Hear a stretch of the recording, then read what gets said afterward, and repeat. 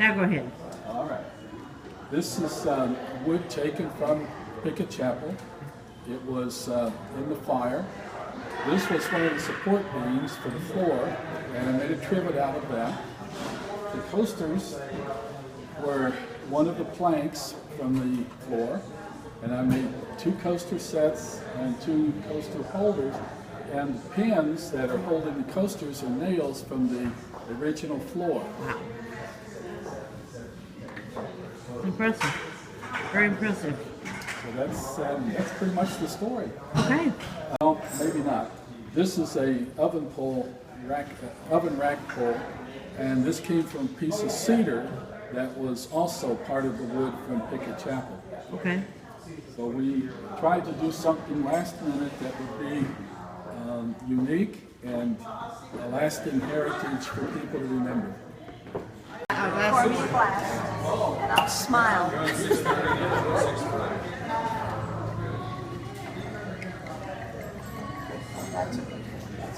There you go. Thank you. We're happy. I'll have a glass of cab. The story is that Mary Harris tapped my husband Bob to be on the board, and that was in November, and then 4 years ago. And then he brought me to a function because my husband said, "You have to meet these people." It was February. So I said to Mary, "Gosh, this would be the perfect place here at the chapel to have a wine and cheese." So Mary turned and said, "Good, will you do it for us?" So I said, "No, I just had the idea. You do it." Well, here we are. This is our 3rd one. So Awesome. that's my story. Thank you. I'm here to do the entertainment Okay. tonight. I'll be singing. Okay. And you And all? this is my 2nd year attending Wine and Cheese benefit, and I'm looking forward to having some fun tonight. Okay. I'm here to support my brother and sister. Very good. My name is Thank you. Philip Hodge, and I'm a professional archaeologist.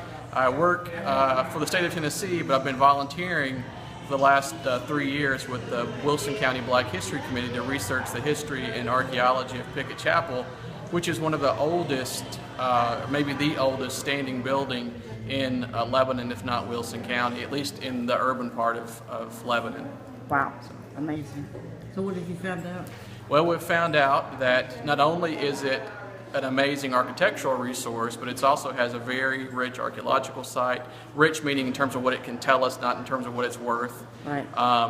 But it's also has a very deep archival record. So it's kind of a perfect storm for historical research because you have the architecture, the archaeology, you have oral histories and memories from former congregants, plus you have a really deep and rich archival record to complement all of that.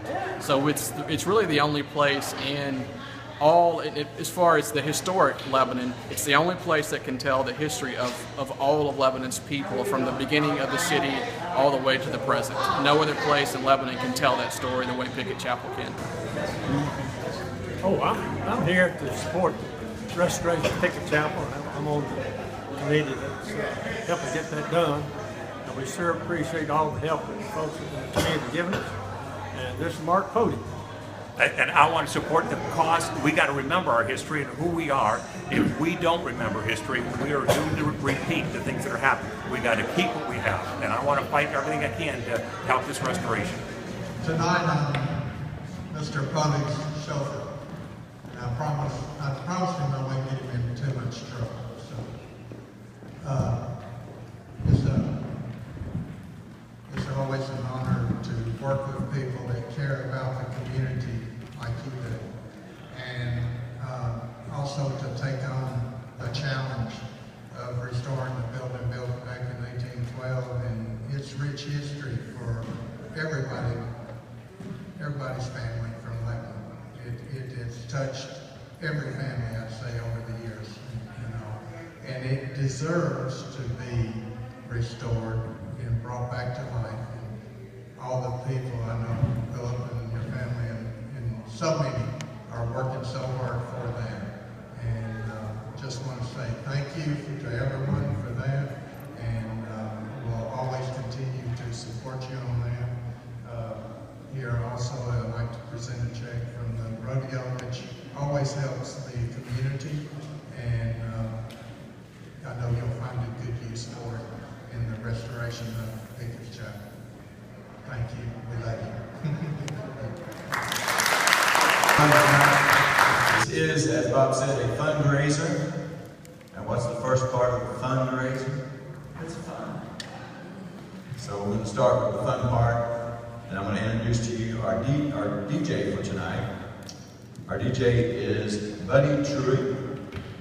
He was raised in the midst of the heart of rhythm and blues capital, Memphis, Tennessee.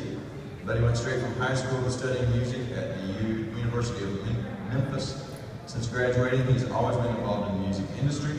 He moved to Lebanon in 1992 and opened Truitt Design, a marketing and sign business. He serves on numerous committees and boards in the local area and is very involved in the Lebanon community. Please help me in welcoming Buddy T. With that, you got an hour. Thank you very much. Some of the guests that I would like to recognize tonight, one being Miss Nellie Ward, who has come from this area and saw what we were doing and called me and was so excited about this project. So if you don't mind, Nellie, you come please and express some of the things that you told me. I know this is on the spot, but it was an inspiration for her and her company to support us tonight, and she is a Lebanon girl, so. This is on the spot. I saw a couple of weeks ago the announcement in the newspaper about this event, and I was a bit curious, and I started just by thinking it would be a great thing to bring my mom to so she could see some people she hadn't seen for a long time. And there was a number in the paper to call, and it didn't say who it was. But I called and started talking to her and got a little more excited about it. I remember Pickett Chapel from a child and thought it was a good thing to support, and actually chatted with people at my office about it, and we decided to become a corporate sponsor here tonight. And I told her, I said, man, I'm not going to bring a bunch of people from Nashville probably, but if there are other people who want to sit at my table, that's fine. I think it's important that we remember our history. It's for some of us who moved away, and I'll admit I don't come back often and need to come back more often, because in all honesty, most of the time when I see people, it's when I come back for a funeral. And that's very sad to say, but we do connect that way. But she and I have had several conversations about some ideas about ways to raise money here, some things that may not have been tried or may have been tried earlier, and it's time to kind of regroup and do those again. It is a good work, and I think if we all talk about it, tell other people about it, they'll be willing to support it, both as individuals and on the corporate level, because there are a lot of people out there looking for the right things they want to support, and you just have to get in front of them. And I think that's what this project is going to take, because in all honesty, the amount of money that we need to do this is not that much. It may sound like a lot when you first start looking at it, but it's really not when you start talking to the right people. You get some key gives, and you get the grassroots support that I believe the project has already had. So I will continue to try to help with any ideas that I have and any contacts that I can make, and I'm just glad to be here tonight. Thank you.